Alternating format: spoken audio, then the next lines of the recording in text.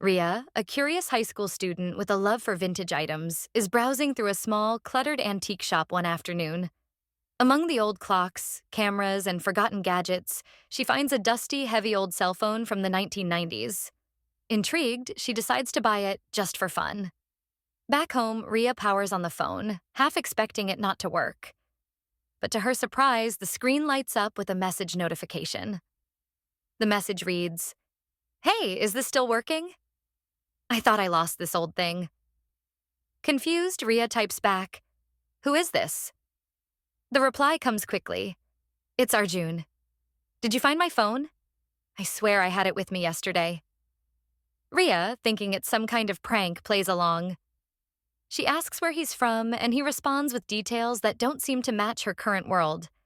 Things like the lack of smartphones, no social media, and a fascination with cassette tapes. Intrigued, she probes further, and it becomes clear that this Arjun is somehow messaging her from 1995, from her same town but decades in the past.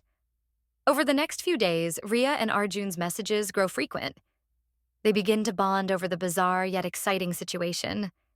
Each one is curious about the other's world. Ria tells Arjun about streaming, video calls, and self-driving cars, and he can hardly believe it. In turn, Arjun describes his life in the 90s, the music, the fashion, and a slower pace of life that fascinates Ria. They talk about their schools, their dreams, and everything in between. Ria starts feeling a deep connection with Arjun, a stranger from another time who somehow seems to understand her in a way few others do. Soon, she realizes she's looking forward to his messages more than she ever thought possible. One day, Ria has an idea. She suggests that Arjun leave a note for her somewhere timeless, a spot that exists in both of their eras.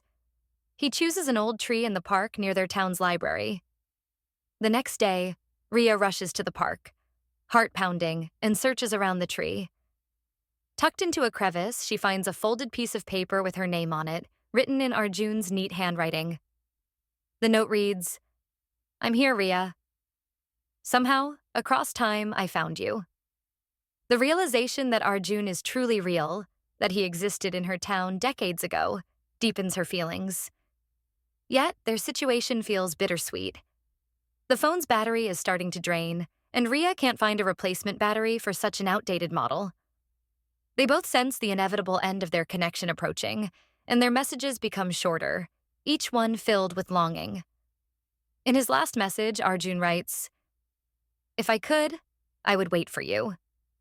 Maybe in another life, I'll find you."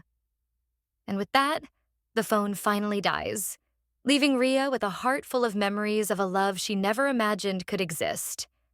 Though they never met in person, Ria keeps Arjun's note as a reminder of their extraordinary connection, a beautiful, impossible romance that happened across time.